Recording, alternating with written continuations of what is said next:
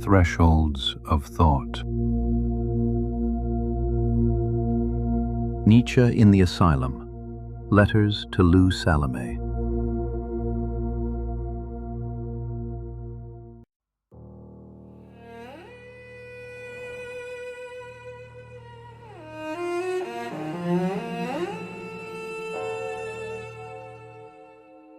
Jena, Germany, February 1890. In the psychiatric clinic of the university, a man sits by a window overlooking bare winter trees. His name was once thunder across Europe, Friedrich Nietzsche, the philosopher who killed God and dreamed of supermen. Now he is patient number 117. He is 45 years old. In his clearer moments, he dictates letters to his mother. She writes them down faithfully. She never sends them.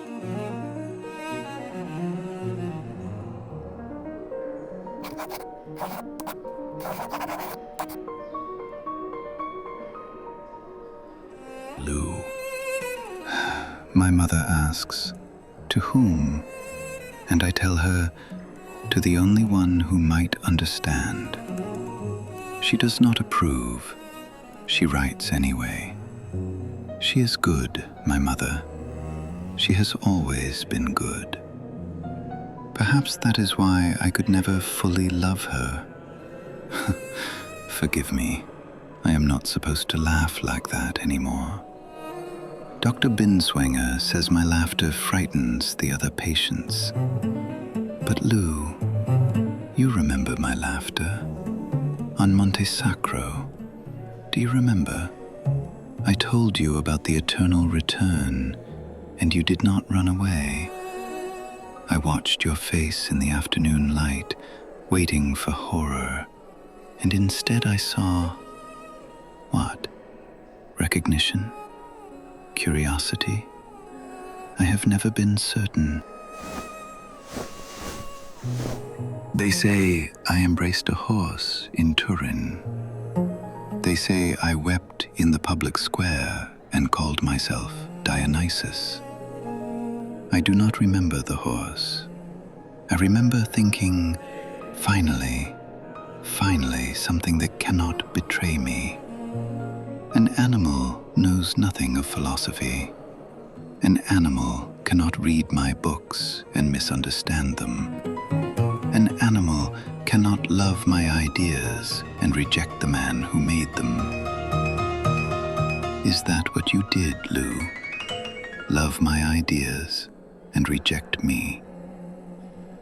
I used to think so. In those terrible months after Lucerne, I convinced myself you were a monster, a she-devil sent to destroy me. I wrote things I should not have written. I thought things I should not have thought.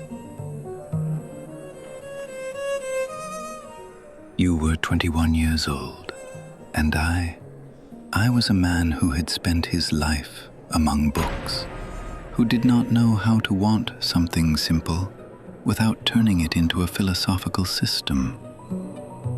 My mother has stopped writing. She thinks I should rest. She does not understand that these are my resting hours, when the fog lifts and I can see across the chasm between who I was and what I have become. Listen to me, Lou. I need you to understand something before the darkness returns. All of it. The will to power, the Übermensch, the eternal recurrence. Do you know where it came from? Not from strength.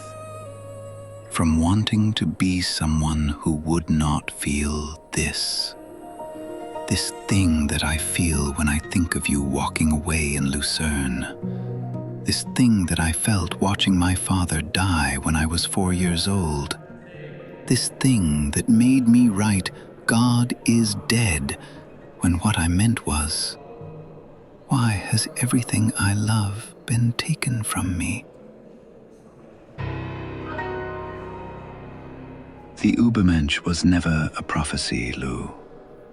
It was a prayer A prayer from a man who could not stop being human, no matter how hard he tried. They bring me my books sometimes. Dr. Binswanger thinks it therapeutic for me to see my own words. But when I read them now, Lou, when I read Zarathustra speaking from his mountain, I hear only the voice of a very lonely man pretending not to be lonely. I hear someone who had just lost you, writing about a prophet who chose solitude because solitude had first chosen him. Do you know what I actually remember from Turin? Not the horse. I remember standing at my window at 3 a.m, looking at the stars over the Piazza Carlo Alberta and thinking, Lou is looking at these same stars.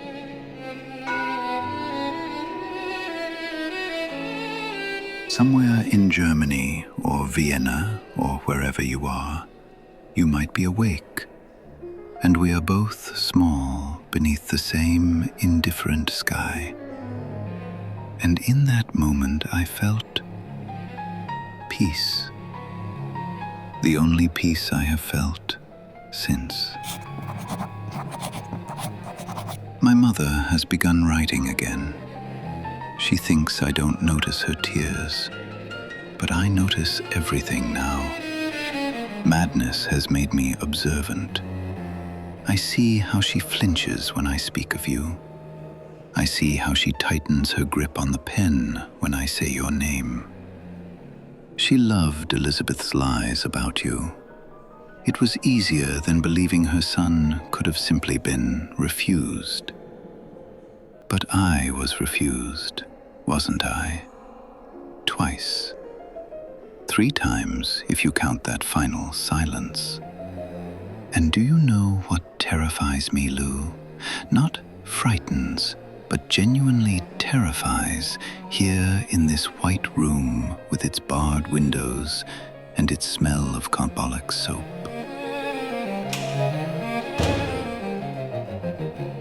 What if everything I wrote was nothing but vengeance for that refusal?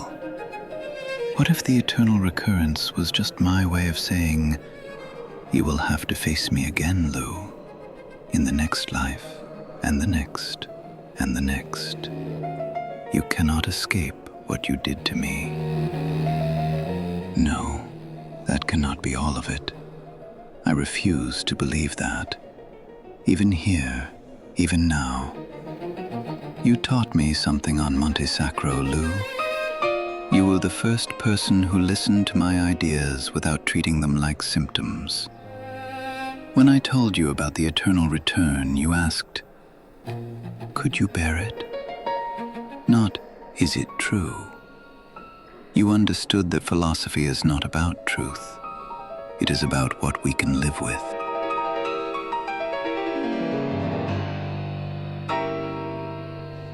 I could not live with losing you.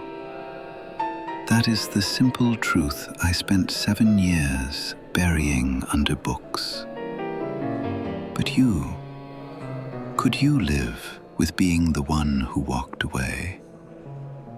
I have wondered this on every clear night, in every lucid hour. Not to blame you, not anymore, but to understand. Because I think, Lou, that you were afraid too. I think you looked at me, sick, obsessed, brilliant, wounded, and you saw your own future in my eyes. You saw what happens to those who think too much and feel too deeply. You saw madness waiting at the end of the philosophical road. And you chose, wisely perhaps, to take another path. Here is what I have learned in this place. The opposite of the will to power is not weakness. It is acceptance. Amor fati, I once wrote. Love your fate. But I only loved the parts of my fate that I had chosen. The rest, the headaches, the blindness, the loneliness, you, I fought against with every sentence I ever wrote. I do not fight anymore. Not because I have won, but because there is no more enemy. There is only an old woman writing down words her son speaks to a woman who will never read them. There is only winter light through asylum windows. There is only the eternal return of this moment. A man who wanted to overcome humanity, being fed soup by his mother and helped to the toilet by orderlies who have not read a single one of his books. Lou, if you had said yes in Lucerne, would I be here now? Would there be a different philosopher in this bed, or no philosopher at all? Just a husband, just a father, just a man who came home in the evenings to someone who understood him. I think I would trade all of it, every book, every idea, the entire Zarathustra, for 1 year of that ordinary life with you.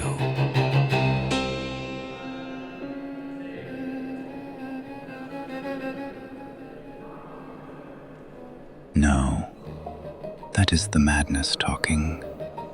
That is not me. Or perhaps it finally is.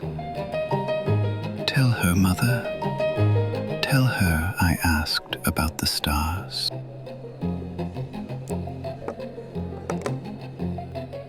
Rest now, Fritz.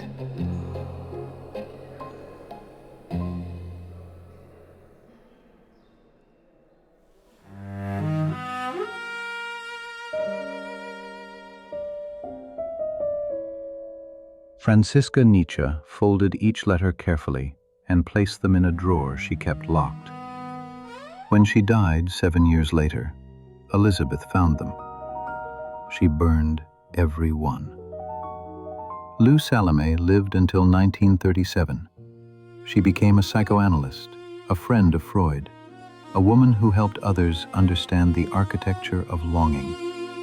She never knew about the letters, but in her memoir, written late in life, she confessed she had often dreamed of Fritz speaking to her from a great distance, saying something urgent that she could never quite hear. The question survives them both. Is philosophy what we think when we cannot have what we want? Or is it how we learn to want what we can never have?